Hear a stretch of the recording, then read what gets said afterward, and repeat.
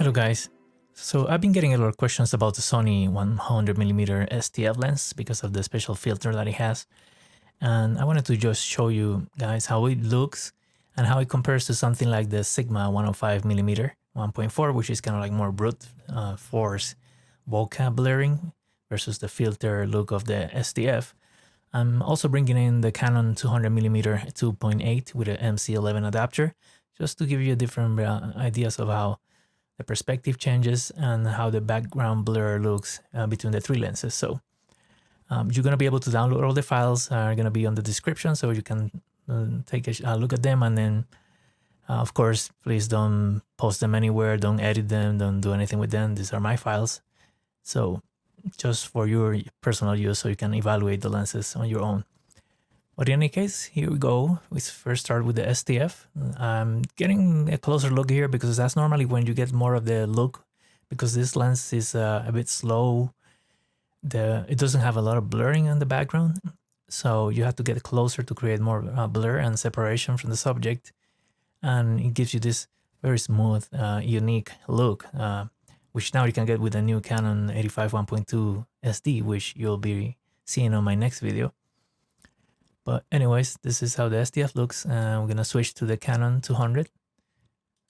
I tried to keep the subject the same size as close as possible in order to give you a realistic comparison between the two. So hopefully this is working for you.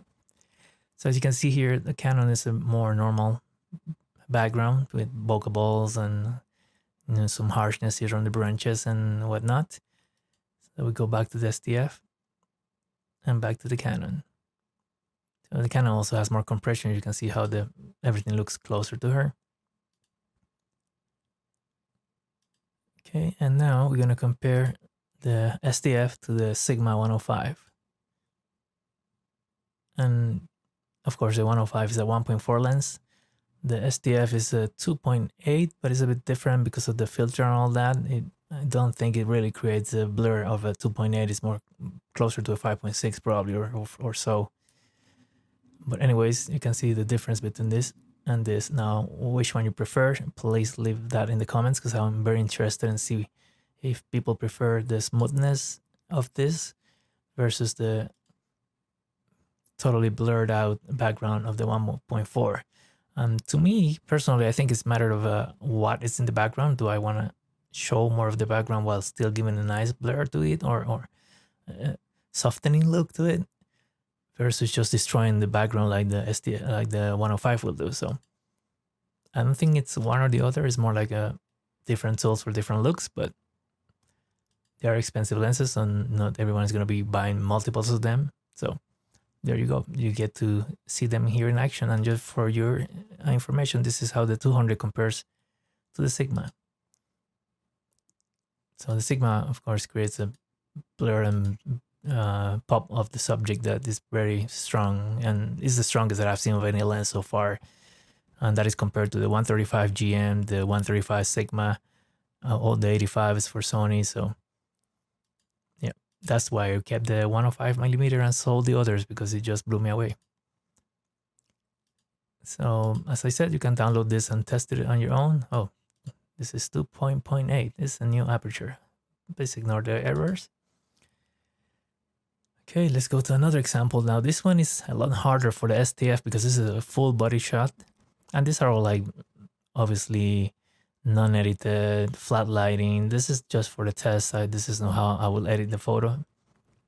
But anyways, this is the STF at its worst, because when you don't give enough separation, you're not close enough to the subject, and then the subject is not too far from the background, it just looks more like a snapshot look. It doesn't blur much, doesn't pop out anything. So, and this is wide open for it. Now this is the Canon 200. So the Canon 200 is able to give definitely more pop, more blur. Again, I tried to keep them as close as possible. I think it's pretty close. Now this is interesting. This is the Sony at 2.8 versus the Sigma at 2.8. So you can see that at 2.8, the Sigma still has definitely more blur. In fact, it's very close to the Canon when it comes to the blur.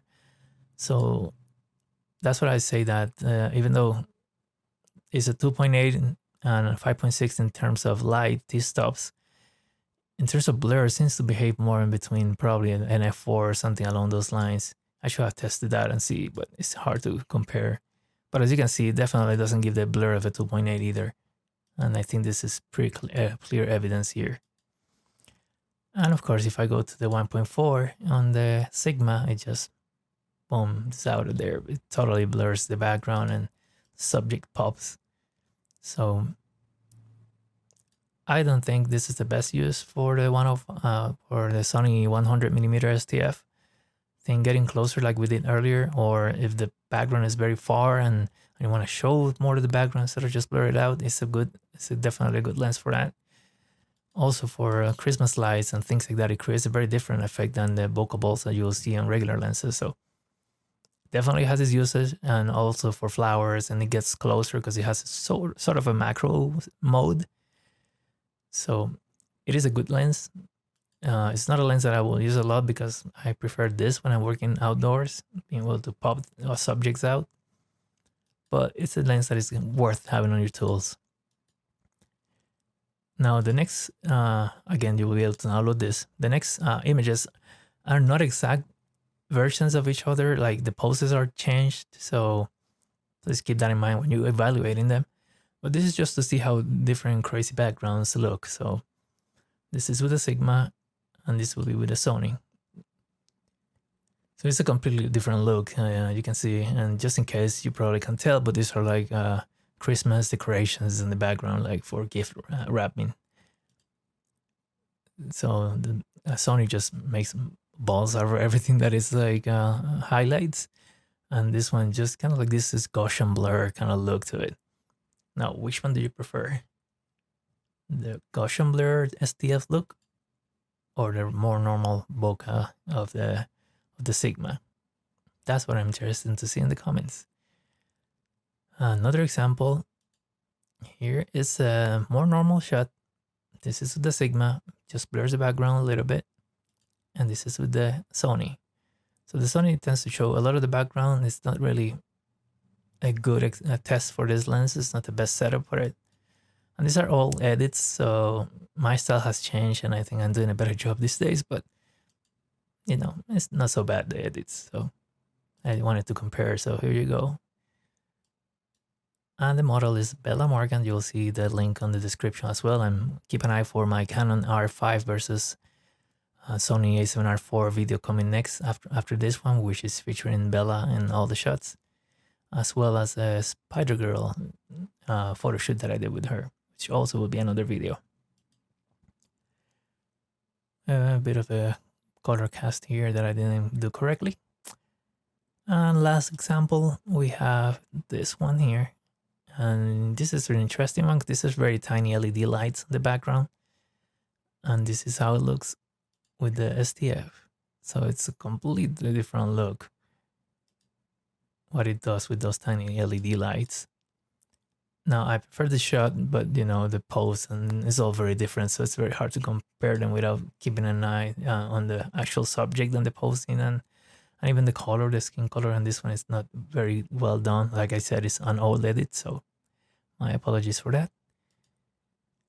But I like how unique the LEDs look here. Those bokeh balls are really great with this lens. But which one do you like? Do you like this one better, or do you like this look? Let me know. I would like to hear that on the comment and read the comments about it. And then for the last test, this is a Santa Claus kind of look. So this is with the Sigma, all the time wide open. And this is with the Sony. Again, different look, different coloring and editing style. This is more like happy, colorful. This one is a bit more contrasting. So hard to compare them, but I just figured I will throw them in there and have you guys take a look. Is there one you prefer over the other? Let me know. And like I said, this was going to be a short video. I just wanted to, because I've had so many questions about the STF when I said I had it. And I wanted to just show you how it looks and how it behaves in studio work and outdoors.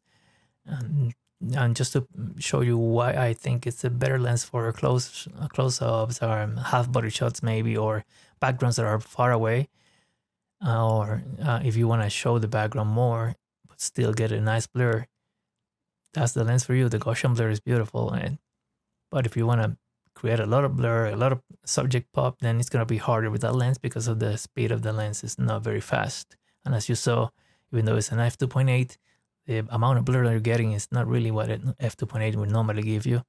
So it's a bit less than that. But does it work for you?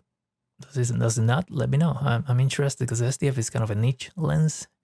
A lot of people ignore that lens even though it's very unique. So, and having unique tools is always a good idea for me. I mean, there's a lot of competition out there, and any tools that you can get to give you a different look and assist you standing out from other photographers, besides of obviously knowing your composition, posing, lighting, all that stuff. Hey, I'll take that as well. So anyways, I'm interested to read your comments. Let me know what you think about each lens, which one you like the most. And another thing, please keep an eye for this Canon R5 versus A7R4 review that is coming up this week. I have all the files. I couldn't get all the stuff that I wanted to fit in because it was a one day to do it all. But hopefully some of the information will be useful to you. So thank you for watching.